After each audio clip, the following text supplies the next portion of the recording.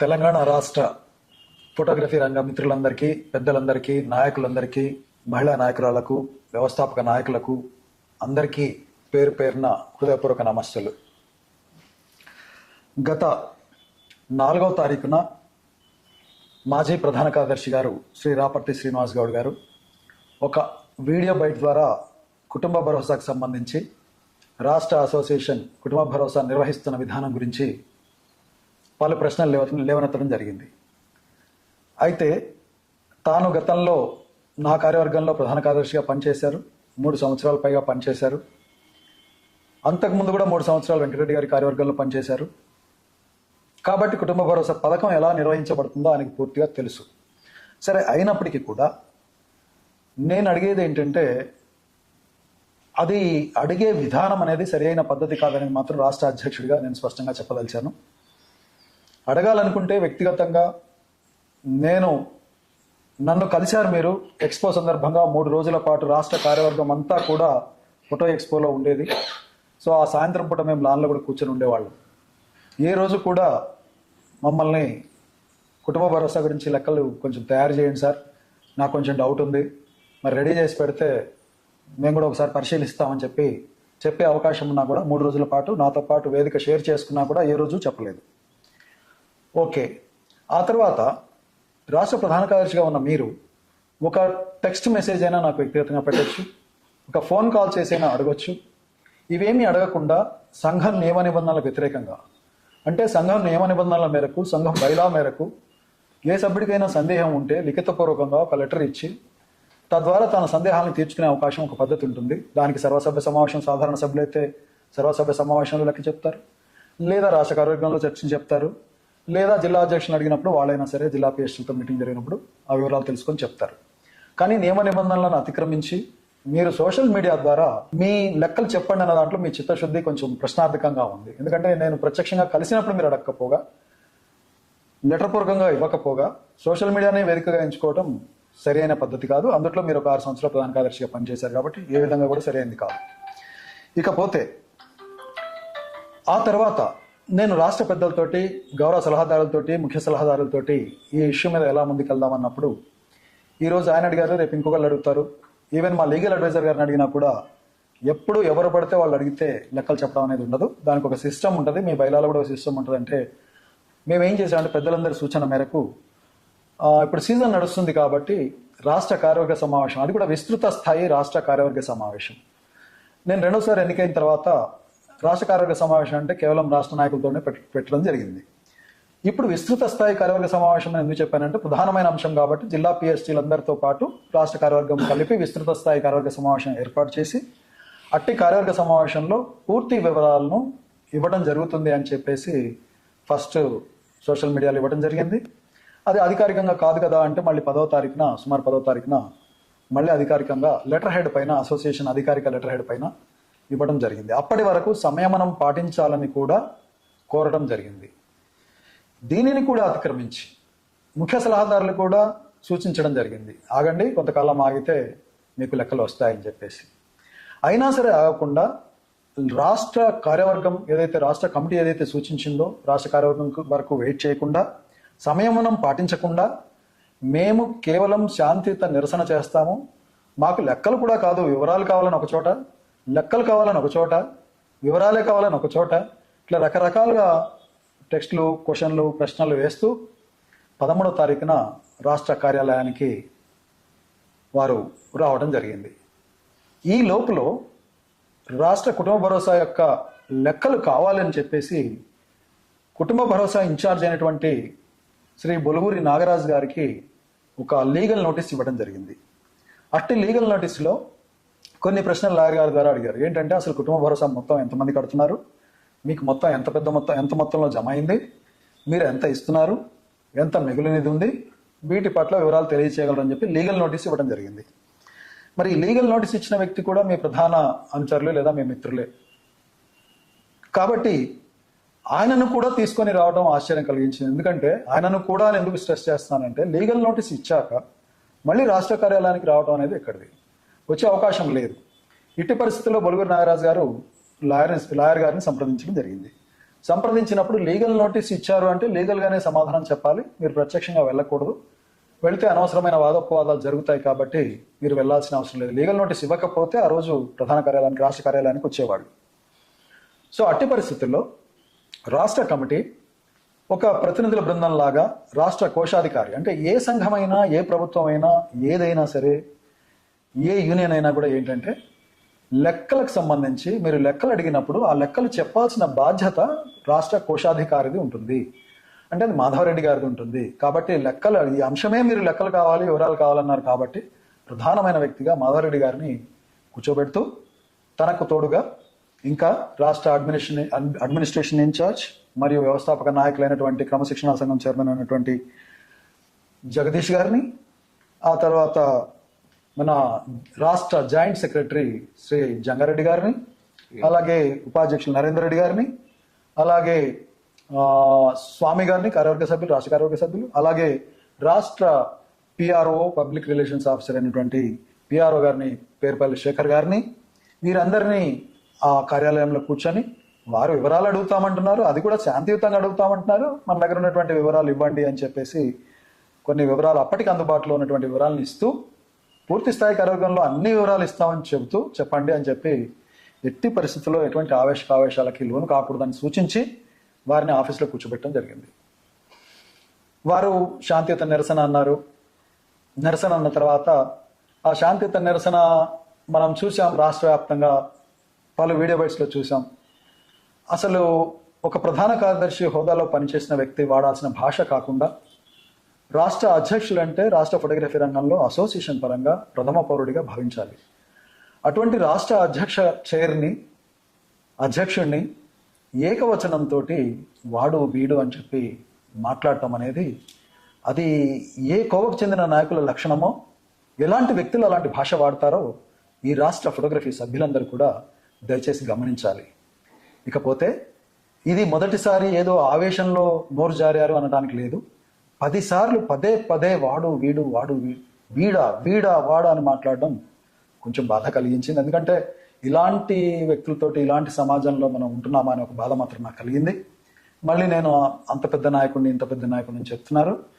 సరే, నేను పూర్తి వివరాల్లోకి వెళ్ళట్లేదు, కానీ ఆ రకంగా ప్రశ్నించిన తర్వాత సమాధానం చెబుతున్నటువంటి రాష్ట్ర నాయకులని, జంగారెడ్డి గారిని హూ ఆర్ యూ అని, మీకు చాలా ఆంగ్ల భాష పరిజ్ఞానం ఉంది, సో కాబట్టి మీరు మాకంత లేదు, సో హూ ఆర్ యూ అని చెప్పి 10 సార్లు అడిగినప్పుడు మీతో పాటు మీ కార్యవర్గంలో 6 సంవత్సరాల పాటు తను కూడా ఒక రాష్ట్ర నాయకుడిగా మీతో కలిసి పనిచేసిన నాయకుడు. మీకంటే అదనపు క్వాలిఫికేషన్ ఏంటంటే ఈ రాష్ట్రం నడుస్తున్నటువంటి వ్యవస్థలో ఒక వ్యవస్థాపక నాయకుడు.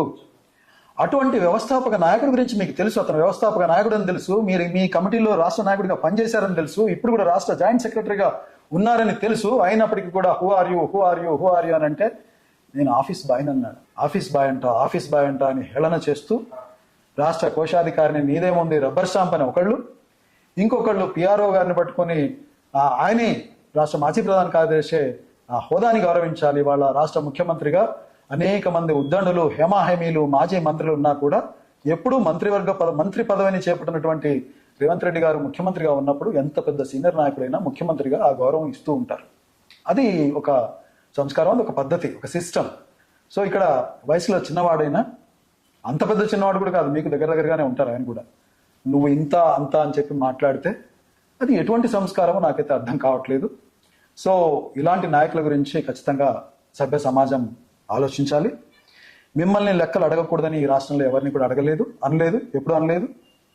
దమ్మపేటకు సంబంధించి కూడా నేను స్వయంగా మా ఇంటికి ఖమ్మంకి రండి, హైదరాబాద్ దగ్గర రావాల్సిన అవసరం లేదు, ఎలా నిర్వహణ జరుగుతుందో ఏంటో నేను చెప్పడానికి సిద్ధంగా ఉన్నాను. నా జిల్లా అధ్యక్షులు చెప్పినప్పుడు సమయం, తేదీ కూడా ఇచ్చాను. మణుగూరు మరియు దమ్మపేటలో సమస్య ఉందంటే మణుగూరు నాయకులు, లేదు సార్ మీరు ఒక అద్భుతమైన కార్యక్రమం చేస్తున్నారు, మాకు ఎటువంటి అనుమానాలు లేవు, క్యారీ ఆన్ సార్, మేము మా వైపు నుంచి సారీ చెప్తున్నామని చెప్పి అక్కడ ఒక సభ్యుడు అడిగితే దానికి క్షమాపణ చెప్తున్నామని చెప్పేసి నాకు సారీ చెప్పడం జరిగింది. కానీ దమ్మపేటకు సంబంధించిన నాయకులు వితండవాదం అంటే వాళ్ళ మండలానికి వెళ్ళి ఆ జిల్లా నాయకులు కేసరి సుధాకర్ రెడ్డి గారు, ఆ జిల్లా కమిటీ మరియు రాష్ట్ర సీనియర్ నాయకులు, రాష్ట్ర గౌరవ సలహాదారు వేముల నరసింహారావు గారు అక్కడికి వెళ్ళి మీకు లెక్కలు కావాలంటే రాష్ట్ర కార్యాలయానికి నా డబ్బులతో, నా సొంత ఖర్చుతో నేను తీసుకెళ్తాను, నేను లెక్కలు చేపిస్తాను రండి అంటే మేము రాము, మేము జిల్లా కమిటీనే మాకు సమాధానం చెప్పాలని ఆ రోజు చెప్పడం జరిగింది. జిల్లా కమిటీ ఎందుకు చెప్తుంది మీరు రాష్ట్రానికి డబ్బులు కడుతున్నారు కదంటే, మీరు చెప్పబట్టే, మీరు పబ్లిసిటీ చేయబట్టే మేము డబ్బులు కడుతున్నాం కాబట్టి మీరే బాధ్యులు అని చెప్పి జిల్లా కమిటీ తోటి వితండవాదం చేశారు. అట్టి మనుషులు నేను చెప్పిన డేట్కి ఖమ్మం కూడా రాకుండా మరి ఏ విధంగా హైదరాబాద్ వచ్చారో నాకు తెలియదు, ఎందుకు వచ్చారో తెలియదు, ఎవరు రెచ్చగొట్టారో తెలియదు, ఎవరు వెనకాల ఉన్నారో తెలియదు. సో వాళ్ళు మరి ఖమ్మం దాకా రాలేని వాళ్ళు, ఉచితంగా హైదరాబాద్ తీసుకొస్తామన్నా కూడా రాలేని వాళ్ళు హైదరాబాద్కి రావడం జరిగింది. వాళ్ళు కూడా పలు ఆరోపణలు చేయడం జరిగింది. ఎన్ని కోట్లు తింటున్నారు, ఎన్ని లక్షలు తింటున్నారని. రాష్ట్ర ఫోటోగ్రాఫర్ సభ్యులందరికీ కూడా చెప్తున్నాను, నేను అధ్యక్షుడిగా కాకముందు ఈ రాష్ట్ర సంఘం కేవలం 1050 చిలుకు సభ్యులతోటి ఉండేది. మరి ఎన్నికల సందర్భంగా 2547 సభ్యులు అయినప్పుడు ఇదంతా నేనే చేయించానని చెప్పి కూడా మాట్లాడారు.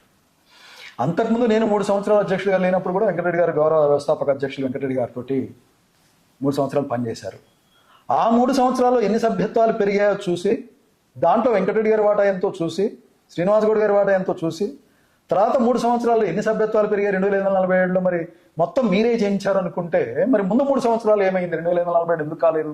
1847 సభ్యత్వాలు ఎందుకు పెరగలేదు? ఇది ఒకసారి ప్రశ్న వేసుకోండి.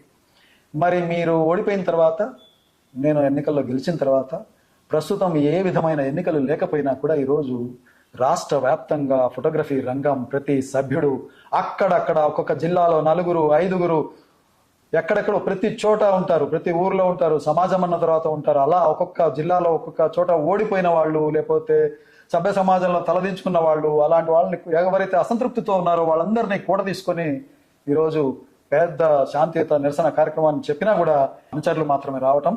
దీనికి నేను రాష్ట్ర వ్యాప్తంగా ఉన్న ఫోటోగ్రాఫర్స్ అందరికి కూడా 2 చేతులు జోడించి అందరినీ నమస్కరిస్తున్నాను. ఎందుకంటే మీరు మాపై ఇచ్చినటువంటి అచంచలమైన నమ్మకము, విశ్వాసము ఏనాడు కూడా మిమ్మల్ని వమ్ము చేయలేదు. ఈ దేశంలో ఏ సంఘము చేయని విధంగా ప్రతి నిత్యం ఆలోచిస్తూ, ఫోటోగ్రఫీ వ్యవస్థ సభ్యుల యొక్క భవిష్యత్ కోసం ఆలోచిస్తూ ఈ సంఘం ముందుకెళ్తున్న సందర్భంలో ప్రధానంగా అడిగిన ప్రశ్న ఏంటంటే కుటుంబ భరోసా జాప్యం. కుటుంబ భరోసా జాప్యం అనడానికి జాప్యం జరిగిందని చెప్పి ఆ రోజు కూడా ఆఫీస్లో చెప్తే దాన్ని కూడా మీరు ట్రోల్ చేస్తున్నారు. ట్రోల్ చేస్తున్నప్పుడు మీరు రాష్ట్ర ప్రధాన కార్యదర్శిగా నాకు రైట్ హ్యాండ్ నా రైట్లో ఉన్నప్పుడు, నా కార్యవర్గంలో ఉన్నప్పుడు మీరు పదవి వదిలేసిన నాటికే 6 నెలల 10 రోజుల లేట్లో కుటుంబ భరోసా నడుస్తుంది. అప్పుడేమీ 10 రోజులకి ఇవ్వలేదు. ఈ సంవత్సరంలో 9 నెలలు కాలే, 8 నెలలు కాలే, మీరు ఉన్నప్పటికే 6 నెలల 10 రోజులు. ఏ రోజు కూడా, ఏ కోశాన కూడా ఎందుకు పోస్ట్ లేట్ అవుతుంది, ఎవరు కట్టారు, ఎవరు కట్టలేదు. నా సొంత పట్టణం సూర్యాపేట రాష్ట్రంలోనే ఏ జిల్లా కేంద్రంలో లేనంత దరిద్రంగా కేవలం 25 మంది 30 మంది ఎందుకు కడుతున్నారు ఈ 10 రూపాయల పథకం? అసలు కుటుంబ భరోసా నియమ నిబంధనలు కూడా మీకు తెలియకుండా మీరు మాట్లాడటం హాస్యాస్పదం. మీ జిల్లా కేంద్రంలో 30 మంది లోపల కడుతున్నారంటే మీరు రాష్ట్ర ప్రధాన కార్యదర్శిగా ఉండి, అక్కడ జిల్లా అధ్యక్షుడు ఉండి, అక్కడ రాష్ట్ర నాయకులు ఉండి, అక్కడ జిల్లా నాయకులు ఉండి, మీ స్టాఫ్ ఉండి 30 మంది లోపల కడుతున్నారంటే కుటుంబ భరోసాకి మీ వంతు శ్రమ, మీ వాటా కుటుంబ భరోసా నడవడానికి, దిగ్విజయంగా నడవడానికి మీ యొక్క షేర్ ఏంటో ఈ రాష్ట్ర ఫోటోగ్రాఫర్లు అర్థం చేసుకోవాల్సిన అవసరం ఉంది. ఈరోజు మీరు లెక్కలు అడుగుతున్నారు. ఈ రాష్ట్రంలో లెక్కలు ఏనాడు కూడా చెప్పకుండా ఎప్పటికప్పుడు దాటవేస్తూ మమ్మల్ని కుటుంబ భరోసా ఇన్ఛార్జ్ ఇంకా అవసరమైతే బెదిరిస్తూ భయపెడుతూ కూడా ఒక్కసారి కూడా లెక్కలు ఇవ్వని జిల్లా ఎవరు అంటే సూర్యాపేట జిల్లా. ఈ సందర్భంగా నేను కోరేది ఏంటంటే మీరు రాష్ట్రాన్ని లెక్కలు మేము చెప్తాం, మేము పారిపోవడం లేం, లెక్కలు డెఫినెట్గా చెప్తాం. నవంబర్ 21న అమావాస్య రోజు రాష్ట్ర కార్యవర్గ సమావేశం జిల్లా పిఎస్టీతో పాటు జరుగుతుంది. దాంట్లో డాట్ టు డాట్ లెక్క చెప్తాం మేము. ఎందుకంటే మేము 1 రూపాయి కూడా దాని నుంచి తినలేదు, ఖర్చు పెట్టలేదు కాబట్టి మేము నిలబడి చెప్తాం. కానీ దయచేసి మిమ్మల్ని విజ్ఞప్తి చేసేది ఏంటంటే మీరు లెక్కలు అడిగారు కాబట్టి ఇంతకాలం మిమ్మల్ని అడగలేదు. మీ జిల్లాలో మీ జిల్లా అధ్యక్షులు ఎంత కట్టారు, ఇప్పటి వరకు ఎన్ని ఫామ్స్కి అవి సరిపోతాయి, ఎంతమంది డ్రాప్అవుట్స్ ఉన్నాయో ముందు మీ జిల్లా లెక్కలు తీసుకొని వచ్చి ఉంటే నేను సంతోషించేవాడిని. మీరు అడిగిన తర్వాత కూడా అడిగినా కూడా ఇప్పటి వరకు నేటి వరకు కూడా ఆ టౌన్ నుంచి కానీ ఆ జిల్లా నుంచి కానీ మాకు సమాచారం లేదు. అన్ని జిల్లాలు సమాచారం ఇచ్చాయి. అయినా సరే జాప్యం అన్నారు. ఇప్పటికి మనం ఇచ్చిన సహాయాలేనండి 147 సహాయాలు ఇచ్చాం. ఇవాళ 148వ చెక్ రాష్ట్ర కార్యాలయంలో ఇచ్చినప్పటికీ కూడా డబ్బులు రేపు పొద్దున ఇస్తున్నప్పటికీ కూడా నేను దాన్ని కూడా లెక్కలో తీసుకోవట్లేదు. 147 ఇచ్చామనుకుందాం. 147 చెక్కులలో కేవలం 100 చెక్కులు మాత్రమే మీరు నేను నాయకులుగా ఉన్నప్పుడు ఇచ్చినవి. అంటే అక్టోబర్ 5న అంటే సెప్టెంబర్ 29న రాష్ట్ర రాజధాని హైదరాబాద్లో ఎన్నికలు జరిగిన తర్వాత కేవలం 5 రోజుల్లో రాష్ట్ర కమిటీ పనిచేయడం స్టార్ట్ చేసింది. 29న విజయం సాధించాం. 5వ తారీఖున మొదటి చెక్ రిలీజ్ చేశాం. అలా రిలీజ్ చేస్తూ నేటికి 46 చెక్లను ఇవ్వడం జరిగింది. అంటే అక్టోబర్ 17, ఇవాళ 17వ తారీఖు, అంటే 1 సంవత్సరం 12 రోజుల సమయంలో వ్యవధిలో 47 చెక్లు ఇచ్చాం. అంటే ఆగస్టు 19, 2021న పథకం ప్రారంభమైంది. ఇవాళకి దాదాపు 4 సంవత్సరాల 3 నెలలు అయినా కూడా నేను దాన్ని కూడా ప్రామాణికంగా తీసుకోవట్లేదు. మొదటి చెక్ అక్టోబర్ 9న ఖమ్మంలో జాలారమణ గారి కుటుంబానికి ఇచ్చాం. ఇచ్చిన దగ్గర నుంచి ప్రారంభిద్దాం. అక్టోబర్ 9న ఫస్ట్ చెక్ ఇస్తే అక్టోబర్ 17కి, అంటే 21 October 9, 22 9, October 9, 23 October 9, 24 October 9, 25 October 9, అంటే 4 సంవత్సరాలు పూర్తి చేసుకొని వారం రోజులు. ఈ 4 సంవత్సరాల్లో మొదటి 3 సంవత్సరాల్లో మీరు నాతో పాటు రాష్ట్ర కార్యవర్గంలో ఉన్నప్పుడు కేవలం 100 చెక్కులు రిలీజ్ చేయగలిగితే ఈ అక్టోబర్ 5 నుంచి అక్టోబర్ 17 లోపల 46 చెక్కులు 10 రూపాయల చెక్కులు ఇస్తూ 900 రూపాయల చెక్కులను ఇచ్చాం. ప్రమాణ స్వీకారం రోజు కోమటిరెడ్డి వెంకటరెడ్డి గారితో 100 రూపాయల చెక్కులు 2 ఇవ్వడంతో స్టార్ట్ అయినటువంటి 100 రూపాయలు మొన్న తొర్రూరు కానీ, పెద్దపల్లి రామగుండం కానీ, కరీంనగర్ కానీ ఈ 3 చెక్కులతో కలిపితే 9 చెక్కులు ఇవ్వగలిగాం. మరి కుటుంబ భరోసా చాలా లేట్గా నడుస్తుందా, జాప్యంలో నడుస్తుందా? అంటే గత 3 సంవత్సరాలకి 100 కుటుంబ భరోసా సహాయాలు చేసినప్పుడు, సంవత్సరానికి 33, 34 సహాయాలు అందించినప్పుడు మీరుంటే గొప్పగా వేగంగా పరిగెట్టినట్టుగా కనపడింది. మొన్న ఆఫీస్కి వచ్చిన నాయకులకి, మాజీ నాయకులు, ఓడిపోయిన నాయకులందరికీ, లేదా ఆపద్ధర్మ నాయకులుగా ఉన్నారు మిగతా కొద్దిమంది నాయకులు కూడా. అది గ్రేటర్ హైదరాబాద్ కావచ్చు, సూర్యాపేట కావచ్చు, పదవీ కాలం అయిపోయి ఆపద్ధర్మంలో ఉన్న వాళ్ళు, మాజీ ఆపద్ధర్మంగా ఉన్నటువంటి మహిళా ప్రధాన కార్యదర్శి కావచ్చు, లేదా నార్కర్నూలు ఓడిపోయిన వాళ్ళు కావచ్చు, పెద్దపల్లిలో ఓడిపోయిన వాళ్ళు కావచ్చు. మీ చుట్టూ ఉన్నది ఎవరు? వాళ్లే కదా. వీళ్ళందరికీ అర్థం కావట్లేదా? మీరున్నప్పుడు 3 సంవత్సరాల కాలంలో, ఇది ఆన్ రికార్డ్, బ్యాంక్లో ఉంది, బ్యాంక్ స్టేట్మెంట్లో ఉంది, మీరు చూడండి, మీకు చూపిస్తాం. 100 చెక్లు ఇవ్వగలిగాం 3 సంవత్సరాల కాల వ్యవధిలో. 4వ సంవత్సరంలో మీరు అనేక ఇబ్బందులు పెడుతున్నా కూడా, నేను గెలిచినా కూడా ఇబ్బందులు పెడతారని ముఖ్య నాయకులు నాకు చెప్పారు. డే 1 చెప్పారు, మిమ్మల్ని పని చేయనివారు, మీరు చేయగలుగుతారా అని చెప్పి. నేను ఏ రోజు కూడా ఇలా మాట్లాడలేదు అధ్యక్షుడిగా. ఈరోజు చెప్తాను, పని చేయగలుగుతాం. మీరు ఎన్ని ఇబ్బందులు పెట్టినా ఎండగడతాం. ఇప్పటి నుంచి ప్రతి సందర్భంలో కూడా నేను అవసరమైన సందర్భంలో ఖచ్చితంగా వివరణ ఇస్తా. ఇంకా ప్రతి దాన్ని కూడా నేను అంశం చేస్తా. ఇవాళ వరకు సూర్యాపేటలో తక్కువ మంది కడుతున్నారని నా నోటితో నేను ఎక్కడ కూడా ఏ వేదికలో కూడా చెప్పలేదు, ఎందుకంటే మీకు పరువు తక్కువగా ఉంటుందని. కానీ ఈరోజు తప్పని పరిస్థితి కాబట్టి చెప్పాల్సి వస్తుంది. మరి ఇలాంటి పరిస్థితుల్లో మీ సూర్యాపేట జిల్లాలో లెక్కలు చూపించమంటే డీటీపీ తీసుకొస్తామని అటైపోయిన సందర్భంలో, మరి మీ కనుసన్నలో నడుస్తున్నటువంటి జిల్లాలో ఈరోజు 4 ముఖ్య నాయకులు, అంటే ప్రెసిడెంట్, సెక్రటరీ, ట్రెజరర్, కన్వీనర్ కలిసి ఒక అకౌంట్ ఓపెన్ చేస్తే, 10,000 రూపాయలు ఓపెన్ చేస్తే, అకౌంట్ పెడితే అది కూడా పోయి మైనస్లోకి వెళ్ళిపోతే 6 సంవత్సరాలు 8 సంవత్సరాల సంఘాల్లో చిల్లుగా లేకపోతే ఇవాళ మండల సంఘాలలో ఉంటున్నాయి లక్షల రూపాయలు. మీ జిల్లా సంఘాన్ని మీరు ఏం ఉద్ధరించారు? మరి మీరు రాష్ట్ర ప్రధాన కార్యదర్శిగా అక్కడ ఉన్నారు, కుటుంబ భరోసా లేదు, సంఘము లేదు, మరి ఉమ్మడి నల్గొండ జిల్లాకు అధ్యక్షులు పనిచేశారు. ఎన్ని లక్షల రూపాయల నిధులు మీరు సూర్యాపేటకి ఇచ్చారు, ఎన్ని నిధులు భువనగిరికి ఇచ్చారు, ఎన్ని నిధులు నల్గొండకి మిగిల్చారో అది కూడా ఒక స్టేట్మెంట్ ఇవ్వండి. ఏనాడైనా మీ నాయకత్వంలో మరి లెక్కల స్టేట్మెంట్ ఇచ్చారా? నాతో పాటు 3 సంవత్సరాలు పనిచేసినప్పుడు స్టేట్మెంట్ ఇవ్వడానికి ప్రయత్నం చేశారా?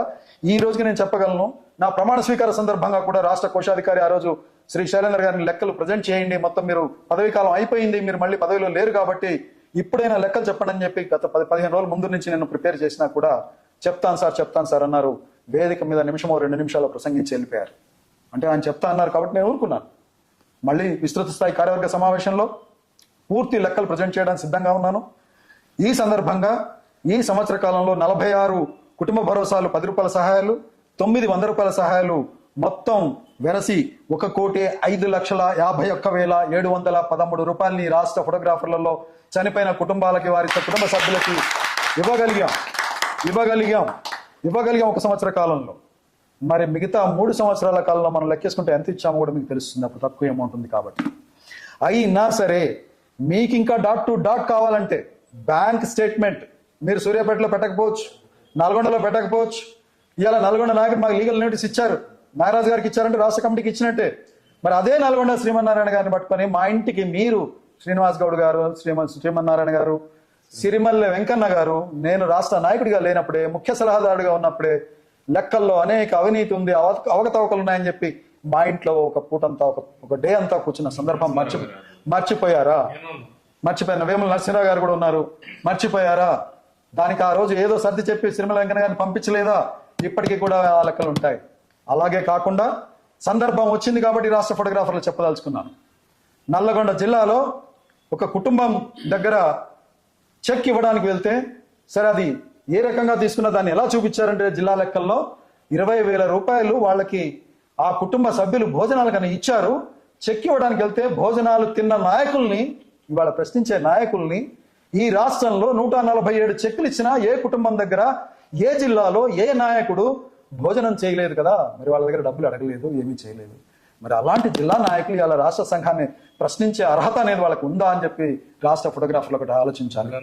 రెండవది, పెద్దపల్లి జిల్లాలో రెడ్ హ్యాండెడ్ గా దొరికి సభ్యుల యొక్క జీవితాలతో చెలగాటమాడి కుటుంబ భరోసా డబ్బులు కొడితే రాష్ట్ర అసోసియేషన్కే నేరుగా కొట్టాలయ్యా 100 రూపాయల పథకం డబ్బులు, పెద్ద మొత్తంలో అయితే డబ్బులు వాడుకుంటారని చెప్పి నాయకులు తిట్టుకుంటారని నాకు తెలిసినా కూడా సభ్యుడికి అన్యాయం జరగకూడదని ఎంతమంది నాయకులు తిట్టుకున్నా పర్లేదు, పెద్ద అమౌంట్ అవుతుంది కాబట్టి జిల్లా నాయకులు వాడుకునే అవకాశం ఉంటుంది కాబట్టి వద్దు, నేరుగా రాష్ట్ర కమిటీకి పంపించాలంటే లేదు సార్ నేను మొత్తం వసూలు చేసి బల్క్ గా నేను పంపిస్తానని చెప్పి వసూలు చేసి ఈ రోజు సంవత్సర కాలం పాటు డబ్బులు వేయకుండా లాజికల్ గా కొంతమందికి ఇచ్చి కొంతమందికి కట్టకుండా చనిపోయిన వ్యక్తి దాంట్లోనే చనిపోయాడని చెప్పొచ్చు అనే ఒక దీంతో ఫ్రాడ్ మెంటాలిటీ తోటి తను కట్టకుండా ఉంటే రెడ్ హ్యాండెడ్ గా మీటింగ్ లో అది తిన్న డబ్బుల గురించి చెప్పడమే కాకుండా ఆ డబ్బుల్ని కట్టించడం కూడా జరిగింది కదా. అది నింద ఎలా అవుతుంది, ఆరోపణ ఎలా అవుతుంది? అది వాస్తవం, నింద కాదు, ఆరోపణ కాదు, డబ్బులు వాడుకున్నది వాస్తవం.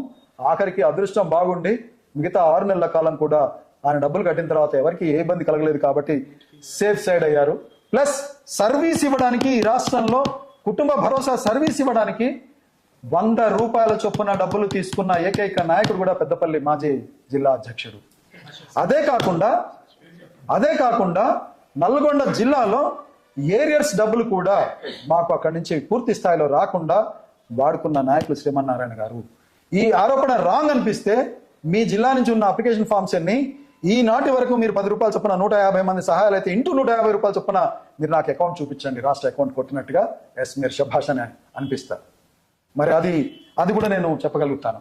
ఇకపోతే నాగర్ కర్నూలు జిల్లాలో ఎన్నికల్లో గెలవలేక ఓడిపోయి అక్కడ ఏమీ చేయలేక వచ్చి అక్కడ గ్రూప్లో కూడా నాకు చెప్తారు, కేవలం ఒక 4-5 సార్, ఒక 4-5 సార్, మీరేమి టెన్షన్ పడద్దు సార్. ఈ రాష్ట్రంలో వందలాది మంది ఫోన్ చేశారు, సార్ హట్ కావద్దు సార్, మీరు చాలా సెన్సిటివ్. కానీ ఈ రాష్ట్రంలో నేను ఫోటోగ్రాఫర్ల వేలాది మంది భవిష్యత్తు కోసం చూస్తున్నాను కాబట్టి ఆఖరికి ఎంత నీచానికి దిగజారారంటే మా అబ్బాయిని కూడా అమెరికాకు పంపించడానికి రాష్ట్ర సంఘం డబ్బులు వాడుకున్నానని చెప్తున్నారు. అంటే ఒక ఇదనమాట, అంటే తూట్లు పొడిస్తే కానీ నేను బయటికి వెళ్ళడు. ఈ కుటుంబ భరోసా బ్రహ్మాండంగా ఇలాగే నడిచిపోతే మనకు మనగడ ఉండదు, మన భవిష్యత్తు చీకటే అని చెప్పి వీళ్ళకి వెనకాల ఉండే కొంచెం మంది పెద్ద మనుషుల సహకారంతో సలహాలతోటి ముందుకెళ్తూ వ్యవస్థలో లేనిపోని అపోహలు చూపించి ఇదే సమస్యని మీరు ఒక లెటర్ పెట్టి ఒక రాష్ట్ర కార్యవర్గంలో మాట్లాడి పరిష్కరించవచ్చు. కానీ మీ చిత్తశుద్ధి అది కాదు. మీదేంటంటే ఈ రాష్ట్ర సంఘం పరువు ప్రతిష్టలను తీయాలి. ఇవాళ దేశ స్థాయిలో తెలంగాణ రాష్ట్ర అసోసియేషన్ పేరు ప్రఖ్యాతులు మారుమోగుతున్నాయి. హుసేన్ సార్ని ఇవాళ బాగా గౌరవిస్తున్నారు కాబట్టి ఇక్కడ జరుగుతున్నటువంటి విషయాల్ని కూడా వేరే రాష్ట్రాలలో గ్రూపులలో షేర్ చేస్తున్నారంటే మీ చిత్తశుద్ధి ఏంటి? కేవలం లెక్కలే కావాలంటే ఆగలేకపోతారా? 1-2 నెలలు కొన్ని ఇక్కడ ఏమైనా స్టేట్మెంట్లో మార్చేస్తామా? ఏమన్నా బ్యాంక్ స్టేట్మెంట్ని మార్చగలుగుతామా? మా దగ్గర ఏమైనా నగదు ఉందా? మా సిస్టమ్ అదా? మీ సొంత జిల్లాలో లెక్కలు చూపించలేని వాళ్ళు, మీ సొంత జిల్లాలో కుటుంబ భరోసాను నిర్వహించడం చేతగాని వాళ్ళు రాష్ట్రంలో కుటుంబ భరోసా గురించి అడిగే అర్హత మీకు ఎలా ఉంటుంది? ఎక్కడో చోట కుటుంబ భరోసా మంచి పథకం అని చెప్పి మా పిఆర్ఓ గారు పెడితే ఆ పిఆర్ఓ గారు పెట్టిన పోస్టును కూడా నేను నిజంగా చూడలేదు. ఎందుకంటే నేను ఇప్పటికీ సోషల్ మీడియాలో ఎవరు ఎన్ని తిట్టినా కూడా నేను చూడట్లేదు. ఎందుకంటే నేనేం చేస్తున్నానో నా అంతరాత్మ చెప్తుంది, వేలాది మంది ఫోటోగ్రాఫర్లు చెప్తున్నారు కాబట్టి ఈ తిట్టే 10 మందో 5 20 మందో వీళ్ళు పెద్ద సమస్య కాదు. ఎప్పుడూ 20 మంది ఒకే చోట ఉంటారు, వాళ్ళే కాపీ పేస్ట్ చేస్తుంటారు కాబట్టి నేను వాళ్ళ గురించి పెద్దగా పట్టించుకోవట్లేదు. ఈ సందర్భంగా పోస్ట్ పెట్టిన సందర్భంగా దేవుడా వీడెట్లా దేవుడు అయిండు, వాడెట్లా దేవుడు అయిండంటే హుసేన్ సార్ నేను దేవుడిని అని చెప్పి ఎక్కడైనా ఏ వేదిక మీద ప్రకటించాడా? కుటుంబ భరోసా అనే పథకం పేద ఫోటోగ్రాఫర్లకి వాళ్ళు పోయిన తర్వాత వాళ్ళ భార్య పిల్లలు వీధిన పడకుండా, ఎస్ నేను అధ్యక్షుడు కాకముందు నువ్వు రాష్ట్ర ప్రధాన కార్యదర్శిగా 3 సంవత్సరాలు పనిచేశావు. ఏం చేశారు రాష్ట్ర సంఘానికి? నేను అధ్యక్షుడు అయినప్పుడు నాకు ఒక కూర్చోడానికి కుర్చీ ఉందా? ఒక ఫ్యాన్ ఇచ్చారా? ఏమి ఇచ్చారు? రాష్ట్ర సంఘం అధ్యక్షుడు అయిన తర్వాత రాష్ట్ర కార్యాలయంలో కావాల్సినటువంటి ఫర్నిచర్ వచ్చింది. 3 సంవత్సరాలు మీరు ఎందుకు తీసుకురాలేకపోయారు? కుటుంబ భరోసా లాంటి పథకాన్ని ఎందుకు తీసుకురాలేకపోయారు? మీరు గతంలో నేను అధ్యక్షుడు రాకముందు 3 సంవత్సరాలు ఎన్ని వేలు సహాయం చేశారు ఈ రాష్ట్రంలో కుటుంబాలకి? 5,000 రూపాయలు ఇవ్వాలంటే ఇవ్వలేని పరిస్థితుల్లో రాష్ట్ర సంఘం ఉంటే, ఈ రోజుకి 1,05,00,000 రూపాయలు ఇచ్చిన తర్వాత కూడా కుటుంబ భరోసాలో ఇంకా 21,41,486 రూపాయలు ఈ రోజుకి బ్యాంక్ బ్యాలెన్స్తో ముందుకెళ్తున్నాం. మీరు ఓడిపోయిన తర్వాత ఇప్పుడు చెప్తున్నాను, నా నాయకత్వం పైన విశ్వాసంతో ఎన్నికలు లేకపోయినా, సమీప భవిష్యత్తులో ఎన్నికలు లేకపోయినా, ఇవాళ వేలాది మందిగా, అంటే సంఘం ప్రారంభమైన దశాబ్దం తర్వాత కూడా ఎన్నికలు లేకపోయినా కూడా 2,547 సభ్యత్వాల నుంచి ఇవాళ 5,450 సభ్యత్వాలకి ఇవాళ వెళ్ళగలిగామంటే ఈ రాష్ట్ర ఫోటోగ్రాఫర్లు విఘ్నతతో ఓటేశారు. నేను ఏ జిల్లా తిరగకపోయినా కేవలం ఒక్క ఉమ్మడి వరంగల్ జిల్లాలో అక్కడ సభ్యులు అడుగుతున్నారు, మీరు రావాలి సార్, రావాలి తప్పదు అన్నప్పుడు మాత్రమే నేను వరంగల్ జిల్లా విజిట్ చేశాను. నల్లగొండలో ఒక చిన్న ర్యాలీ చేశాను. ఎక్కడ కూడా ఫోటోగ్రాఫర్స్, పెద్దపల్లిలో ఒకరోజు వెళ్ళాను. నా సొంత జిల్లాతో సహా నాగర్కర్నూలులో చిన్న మీటింగ్. ఎక్కడ ఎవరికి ఫోన్ చేయడం, వ్యక్తిగతంగా ఫోన్ చేయడం, ఇంకేదో చేయడం ఏది చేయలేదు. అయినప్పటికీ రాష్ట్ర ఫోటోగ్రఫీ రంగంలో ఉన్న మిత్రులందరికీ చెప్పేది ఒకటే, కుటుంబ భరోసా అనేది నా ఆలోచన మాత్రమే అని అనేక వేదికల మీద చెప్పాను. ఇప్పటికీ చెప్తున్నాను, ఆలోచన మాత్రమే నాది. ఫోటోగ్రాఫర్లు అందరూ కూడా నిన్నగాక మొన్న చేరి వాళ్ళు మాట్లాడే వాళ్ళు కాదు, వాళ్ళదేం లేదు దీంట్లో షేర్. కుటుంబ భరోసా విజయవంతం కావడంలో దేవర్ నుంచి చేరిన వాళ్ళు. ఉదాహరణకి వరంగల్ జిల్లాలో ఇవాళ 1900 పైచీలకు సభ్యులు కడుతున్నారంటే అక్కడ నాయకత్వం బ్రహ్మాండంగా పనిచేస్తుంది. పేద ఫోటోగ్రాఫర్ని ఏమైనా జరిగితే ఎలా అని చెప్పి ఆ సభ్యుడిని వాళ్ళ సంఘంలోకి తీసుకురావడమే కాకుండా, అక్కడ 10,000 సభ్యత్వం ఉంటే కట్టలేని పరిస్థితిలో ఉంటే రాష్ట్ర సంఘంలో చేర్చి కూడా కుటుంబ భరోసాలో చేర్చి ఆ కుటుంబాలకు ప్రయోజనం చేకూర్చడం వల్ల ఇవాళ రాష్ట్రంలో ఆ ఫోటోగ్రాఫర్లందరూ కూడా ఎవరు ఏ ఇబ్బంది పడ్డా కూడా ఇవాళ రాష్ట్రం నుంచి డబ్బులు వెళ్తూ ఉన్నాయి. ఇవాళ 4,10,000 రూపాయలు, 4,20,000 ఇస్తున్నామే.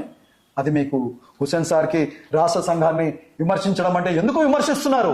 మీరు గతంలో నేను లేనప్పుడు ప్రధాన కార్యదర్శిగా ఉన్నప్పుడు ఒక 5,000 ఇవ్వడం చేత కాని వాళ్ళు, చనిపోతే 10,000 ఇవ్వలేని వాళ్ళు ఇవాళ హుసేన్ సార్ వచ్చాక కుటుంబ భరోసా అనే పథకం ద్వారా ఒక్కొక్క కుటుంబానికి చనిపోతే 1,60,000, 1,70,000 ఇవ్వడం నేను చేసిన నేరమా?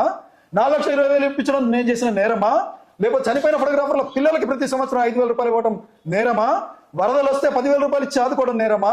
లేకపోతే MBBS సీట్ కొడితే 10,000 రూపాయలు ఇచ్చి వాళ్ళకి ప్రోత్సహించడం నేరమా? లేకపోతే ఇల్లు కాలిపోతే 20,000, 10,000 ఇవ్వడం నేరమా? లేకపోతే అమ్మాయి పెళ్లికి 10,000 రూపాయలు ఇవ్వడం నేరమా? లేకపోతే వర్క్షాప్ లో లేకపోతే ఆఫీస్ కట్టుకుంటే ఒక 10,000 రూపాయలు ఇవ్వడం నేరమా? ఈ రాష్ట్ర సంఘం ఏమేం చేస్తుంది, ఏమేం చేయట్లేదంటే ఈ దేశంలో ఏ సంఘం కూడా చేయనంత చేస్తున్న సందర్భంలో ఈ రాష్ట్ర ఫోటోగ్రాఫర్లకు చివరిగా నా విజ్ఞప్తి ఏంటంటే, ఇలా నేను మాట్లాడాలంటే గంటల తరబడి మాట్లాడగలుగుతాను, కానీ రాష్ట్రంలో వేలాది మంది ఫోటోగ్రాఫర్లు హుసేన్ సార్ ఏం మాట్లాడతారు అని వెయిట్ చేస్తున్నారు. కాబట్టి నేను ఈ సమాధానం చెప్తాను. గుండె తరుక్కుపోయింది. ఈ రాష్ట్ర సంఘం కోసం పగలు రాత్రి కాదని ఈ వ్యవస్థను స్థాపించిన దగ్గర నుంచి జంగారెడ్డి గారు, జగదీష్ గారు, నాగరాజు గారు, వెంకటరెడ్డి గారు, నరేందర్ రెడ్డి గారు, ఇలా అనేక మంది కష్టపడితే హూ ఆర్ యు అని అంటారా? నువ్వు ఒక మీరు ఒక మాజీ ప్రధాన కార్యదర్శిగా గౌరవాన్ని కోరుకుంటారే, మిమ్మల్ని గౌరవించాలే.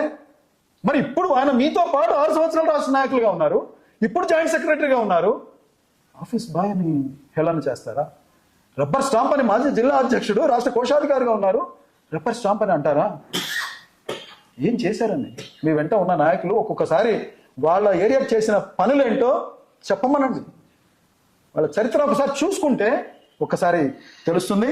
కాబట్టి రాష్ట్ర ఫోటోగ్రాఫర్లందరికీ ప్రత్యేకంగా విజ్ఞప్తి చేసేది ఏంటంటే, ఎటువంటి అపోహలకి, ఎందుకంటే వాళ్ళకి నాయకత్వమే ముఖ్యం, పదవే ప్రాణం, వ్యక్తులే ముఖ్యం, వ్యవస్థ కాదు. కొద్ది మంది వ్యక్తుల కోసమే పనిచేస్తారు. కాబట్టి నా విజ్ఞప్తి ఏంటంటే, మంచి ఏదో చెడేదో గమనించండి.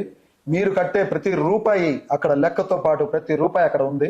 ఒక్క రూపాయి కూడా డ్రా చేసింది మేము డ్రా చేయలేదని అబద్ధం చెప్పలేము, వచ్చింది రాలేదని కూడా చెప్పలేము. సాధారణ సభ్యులకు కూడా మేము సర్వసభ్య సమావేశంలో ఇస్తాం పూర్తి స్థాయి సమాచారం మీన్స్ నాతో పాటు మీరు 3 సంవత్సరాలు ప్రధాన కార్యదర్శిగా ఉన్నారు కాబట్టి నాకు ఈ 4 రోజుల వ్యవధిలో నేను ఖమ్మంలో ఉండటం వల్ల పూర్తి సమాచారాన్ని సేకరించలేకపోయాను. అయినా సరే ఇంకా పూర్తి స్థాయిలో సమాచారం నాకు తీసుకోవాలి కాబట్టి డాట్ టు డాట్ రూపాయి మీకు బాధ్యత ఉంది. గత 3 సంవత్సరాల గురించి చెప్పాల్సిన బాధ్యత శైలేంద్ర గారికి కూడా బాధ్యత ఉంది. మీరు బాధ్యత నుంచి తప్పించుకున్నా కూడా నేను ఆ రోజు కూడా నేను అధ్యక్షుని కాబట్టి ఖచ్చితంగా వాటి మొత్తం 3 సంవత్సరాల యొక్క లెక్కను కూడా నేను పూర్తి స్థాయి కార్యవర్గ సమావేశంలో జిల్లా పిఎస్తో కూడినటువంటి పూర్తి స్థాయి కార్యవర్గ సమావేశంలో అందజేస్తాను. అది సభ్యులందరూ కూడా చేరుతుంది. కాబట్టి ఇంకొక విధానం కూడా చెప్తున్నాను. మండల అధ్యక్షులు జిల్లా అధ్యక్షులను అడగాలి, జిల్లా అధ్యక్షులు రాష్ట్ర నాయకులను అడగాలి, లేదా రాష్ట్ర నాయకుల ద్వారా అడగాలి తప్ప నేరుగా సోషల్ మీడియాలో పెడితే ఎప్పుడు కూడా స్పందించే అవకాశం ఉండదని చెప్తున్నాను. ఇకపోతే కుటుంబ భరోసాకు సంబంధించి మొత్తం అప్లికేషన్ ఫామ్స్ ఎన్ని ఉన్నాయి? ఇది ఒక ప్రధానమైన ప్రశ్న. అంటే మొన్న నాతోటి నాయకులు ఆ రోజు ఇచ్చినటువంటి, అంటే తీసుకోమంటే తీసుకోలేదు కానీ తీసుకెళ్లారు, అంటే అనధికారికంగా తీసుకెళ్లారు, ఫోటోలు తీసుకున్నారు, లిస్ట్ తీసుకున్నారు. సరే, ఏదేమైనప్పటికీ కూడా 20,916 సంథింగ్ సుమారుగా ఉన్నాయని చెప్పి లెక్క ఇచ్చారు. 18,400 పైచలకు డబ్బులు ప్రాంప్ట్గా రెగ్యులర్గా కడుతున్నారని చెప్పారు. అంటే దీంట్లో ఒక చిన్న ఎగ్జాంపుల్ చెప్తాను. ఒక సంఘం హైదరాబాద్లో 130 సహాయాలు ఇచ్చిన తర్వాత చేరింది. 130 సహాయాలు ఒకటే రోజు కట్టింది. ఎంతమంది? 38 మంది. ఆ తర్వాత మళ్ళీ 131, 132 కట్టరు, 133, 134 కట్టరు, 135, 136 కట్టరు, ఇట్లా 15 సహాయాలు కట్టరు. 147కి అప్డేట్ అవుతారు. ఏది మీ వీడియో బయట ఇచ్చిన తర్వాత అప్డేట్ అవుతారు. అంటే మీ వీడియో బయట ఇచ్చినప్పుడు కూడా అప్డేట్ కాలేదు. ఉదాహరణకి అప్పటికి మేము ఏం చెప్పాలి? వీళ్ళు 38 మంది అప్డేట్లో ఉన్నట్టు చూపించాలా, డ్రాప్అవుట్స్లో ఉన్నట్టు చూపించాలా? అంటే ఈ వ్యవస్థ ఎలా ఉంటుందంటే, ఎవరు ఎప్పుడైనా అప్డేట్ అయ్యే అవకాశం మేము ఇస్తున్నాం. అంటే పెండింగ్ డబ్బులు వచ్చేసారి కడతాం సార్ అంటే, సరే రానివ్వండి అని అంటాం మేము. సో ఎందుకు రానిస్తాము అంటే, end of the day total turnover పడిపోకూడదని చెప్పి డ్రాప్అవుట్స్ ఉన్న వాళ్ళు కూడా ఒకటేసారి 10 కడతాం సార్, 20 కడతాం సార్ అన్నా కూడా మేము తీసుకుంటూ వస్తున్నాం. కాబట్టి ఎగ్జాక్ట్గా డ్రాప్అవుట్స్ ఇన్ని అని ఇవాళ కాదు, రేపు కాదు, ఎప్పటికైనా చెప్పాలంటే అది ఇబ్బందికరమైన అంశమే. అంటే ఈసారి డ్రాప్అవుట్స్ ఉండొచ్చు, మళ్ళీ రేపు ఉండకపోవచ్చు, ఎల్లుండి డ్రాప్అవుట్ ఉండొచ్చు, అంటే కట్టకపోవచ్చు, 2 సహాయాలు 10 సహాయాలు కట్టకపోవచ్చు, మళ్ళీ 10 కట్టి రావచ్చు. కానీ మొన్న ఆ రోజుకున్న దానికి దాదాపు ఒక 1878 అంటే 2000 వరకు డ్రాప్అవుట్స్ ఉన్నాయని లెక్క చూపించడం జరిగింది. 2000 నుంచి 3000, ఇంకో 1000 మంది కూడా అటు ఇటు వస్తుంటారు పోతుంటారు, కడుతుంటారు పోతుంటారు. అంటే ఇక్కడ 1,60,000 ఇస్తున్నారు. వరంగల్ జిల్లాలో 1,70,000 ఇస్తున్నాం. ఆల్మోస్ట్ 30% పైన డెత్స్ అనేవి అక్కడ జరుగుతూ ఉంటాయి. ఎందుకంటే 1950 మంది 1935 మంది చేరారు కాబట్టి ఆటోమేటిక్గా డెత్ రేషియో కూడా ఎక్కువ ఉంటుంది. అంటే ఒక జిల్లాలో 300 మంది, 200 మంది, 400 మంది, 500 మంది ఉంటారు. కానీ ఆ జిల్లాలో అతి ఎక్కువగా ఈ రాష్ట్రంలో ఉన్నారు కాబట్టి ఎక్కువ డెత్స్ జరుగుతూ ఉంటాయి. సో 30% పైన జరిగినప్పుడు వాళ్ళకి 1,70,000 ఇస్తున్నాం. ఆన్ యావరేజ్ 1,65,000 ఇస్తున్నామని అనుకున్నా కూడా ఇటు 1,70,000 ఇట్లా 1,60,000 బ్యాలెన్స్ చేసినా 1,65,000 ఇస్తే 18,000 పైచిలుకు మంది రెగ్యులర్గా కడుతున్నారు అనేది మాకున్న ఒక అంచనా, అంటే ఒక ట్రాక్ రికార్డు. అంటే 1,85,000 వస్తున్నాయి. 1,80,000 నుంచి 1,85,000 వస్తున్నాయి. అంటే 1,65,000 వస్తున్నాయి, మిగతా 20,000 ఎవరు తింటున్నారు సార్ అనేది మీ రాష్ట్రంలో డౌట్ అనుకుంటే, హుసేన్ సార్ ఇవాళ గురించి ఆలోచించారు, భవిష్యత్తు గురించి కూడా ఆలోచిస్తారు. కాబట్టి ఒకప్పుడు 2 సంవత్సరాల క్రితం, 3 సంవత్సరాల క్రితం ఏరియర్స్ అంటే 20 తర్వాత చేరే వాళ్ళు ఉండేవాళ్ళు, 30 తర్వాత చేరే వాళ్ళు ఉండేవాళ్ళు, 50 తర్వాత 500 కట్టి చేరే వాళ్ళు ఉండేవాళ్ళు, 100 తర్వాత కట్టి చేరే వాళ్ళు ఉండేవాళ్ళు.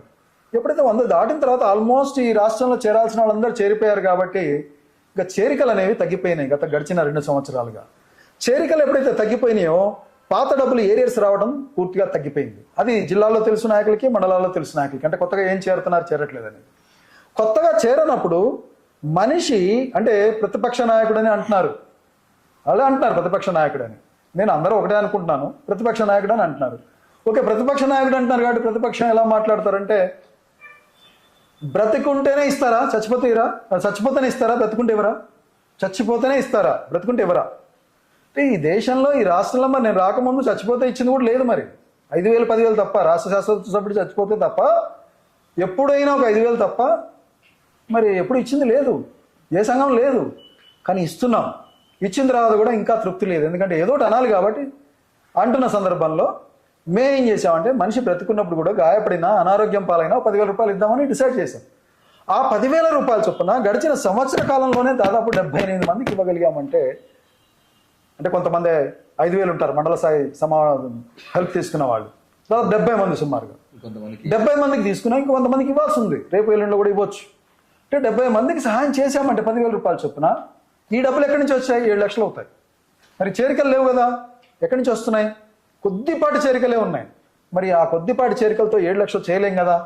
అందుకని దూరదృష్టితో భవిష్యత్తులో చేరాల్సిన వాళ్ళందరూ చేరితే డబ్బులు రావు అదనంగా అని చెప్పి, ఏరియర్స్ రావు అని చెప్పి బ్రతికుండగా ఇస్తున్నటువంటి 10,000 పథకం ఆగకూడదు అంటే ప్రతి సహాయంలో 15,000 20,000 బ్యాలెన్స్గా మిగిలితే చనిపోయిన కుటుంబానికి మొత్తంగా ఇవ్వకుండా బ్రతుకున్న వాళ్ళకు కూడా 10,000 సహాయం చేయొచ్చు అనే ఒక ఆలోచనతోటి దురదృష్టితోటి గడిచిన 2 సంవత్సరాలుగా అలా 10,000 ఇస్తూ వస్తున్నాం. మరి ఈ రకంగా ఉండకపోతే 10,000 సహాయం అవసరం లేదు సార్, 1,80,000 చేసేయండి అంటే మేము రేపే చేస్తాం. నెక్స్ట్ సహాయం నుంచే 1,80,000 ఇచ్చేస్తాం. సార్ 10,000 సహాయం తీసేయండి, వచ్చినంత చనిపోయిన కుటుంబానికి ఇచ్చేద్దాం, ఈ 10,000 వద్దు సార్ అంటే మాకు కూడా పెద్ద తలనొప్పి పోతుంది. ఎందుకంటే చిన్న దెబ్బలు తగిలితే, లేదా మన వచ్చిన నాయకులు చాలా మంది మిత్రులు అయితే వాళ్ళకి చిన్న ఏదైనా ఉంటే వాళ్ళకి మిత్రులు అయితే చాలు లెటర్ పెట్టేవాళ్ళు. సో అలాంటి పనులు అన్నీ మాకు బాధ తప్పుతుంది. సో రాష్ట్ర కార్యవర్గంలో విస్తృత స్థాయి కార్యవర్గ సమావేశంలో ఇవన్నీ చర్చించి నిర్ణయం తీసుకుంటాం. సోషల్ మీడియాలో ఒక మండలాధ్యక్షులు మాట్లాడతారు, రాష్ట్ర నాయకుల పుట్టుకే తప్పని మాట్లాడతారు, ఒకళ్ళు టేబుల్ బల్లగుద్ది మాట్లాడతారు, బూతు మాటలు మాట్లాడతారు, మళ్ళీ ఉపాధ్యాయుడు కూడా పనిచేసా అంటారు. సభ్య సమాజంలో సిగ్గుచేటు, అలాంటి భాష వాడటానికి కూడా సిగ్గుచేటు. అలాంటి భాష వాడేవాళ్ళు, అలా మాట్లాడేవాళ్ళు, సంస్కారం లేకుండా వాడు వీడని మాట్లాడేవాళ్ళు, ఇలా మాట్లాడే వాళ్ళని మొన్న శాంతియుత నిరసన అని చెప్పి ఆఫీస్కి వచ్చి చేసిన దౌర్జన్యం ఏంటో ఈ రాష్ట్ర ఫోటోగ్రాఫర్లు అందరూ చూశారు. ఇక ముందు అలా చేస్తే, ఇక ముందు అలాంటివి ఉంటే ఖచ్చితంగా రాష్ట్ర సంఘం నుంచి కఠినమైన చర్యలు ఉంటాయి. అవసరమైతే సంఘం నుంచి బహిష్కరించడానికి కూడా వెనకాడమని చెప్పి తెలియజేస్తున్నాను. ఎట్టి పరిస్థితుల్లో రాష్ట్ర ఫోటోగ్రాఫర్లందరికీ కూడా మరొకసారి హామీ ఇస్తున్నాను, ఎట్టి పరిస్థితుల్లో మీ డబ్బులు ₹1 దుర్వినియోగం కాదు, ఇప్పటి వరకు దుర్వినియోగం కాలేదు. లెక్కల్లో ఎక్కడా కూడా మీరు ఇచ్చే డబ్బులు మొత్తం కూడా బ్యాంకుకే ఇస్తున్నారు. ఏమైనా ఎక్కడైనా ఇబ్బందులు ఉంటే అది జిల్లా స్థాయిలో ఉంటాయేమో తప్ప రాష్ట్ర సంఘానికి వచ్చే డబ్బులు, మళ్ళీ రిటర్న్ వెళ్ళే డబ్బులు, మిగులు డబ్బులు మేము ఎప్పుడైనా చూపిస్తాము. బ్యాంక్ ట్రాన్సాక్షన్స్ కోసం కట్ అయ్యే ₹236, ₹500, ₹300 చెక్ బుక్లు తీసుకుంటేనో అయ్యేది తప్ప ఈ రాష్ట్ర సంఘం హుసేన్ సార్ అంటే నా తోటి నాయకులు కూడా ₹1 ట్రావెలింగ్కి ఇయ్యడు, లోకల్లో తిరిగితే డబ్బులు ఇయ్యడు, భోజనాల ఖర్చులకు డబ్బులు ఇయ్యడని చెప్పి అనుక్షణం లోపల నన్ను తిట్టుకుంటారు. కానీ నేను ఈ డబ్బు అంతా రాష్ట్ర ఫోటోగ్రాఫర్లది, ప్రతి రూపాయి మనం ఖచ్చితంగా లెక్క చూపించాలి. ఇదే హైదరాబాద్లో మనం తిరిగితే భోజనం చేయమా, మనం తిరిగితే టిఫిన్ చేయమా, ఇంట్లో టిఫిన్ చేసి రాలేమా, 10 బయటకు వస్తే సంఘం డబ్బులతో టిఫిన్ చేయాల్సిన అవసరం ఏంటి అని చెప్పి ఎక్కడ కూడా ₹1 ఖర్చు పెట్టకుండా వ్యవస్థ కోసం పగలు రాత్రి కష్టపడుతున్నాం. గత 4 సంవత్సరాల్లో కూడా ఏ రోజు కూడా నాకు ఎన్ని ఆర్థిక ఇబ్బందులు ఉన్నా కూడా సంఘం నుంచి నా ట్రావెల్ ఖర్చులు ఇప్పటి వరకు క్లెయిమ్ చేయలేదు.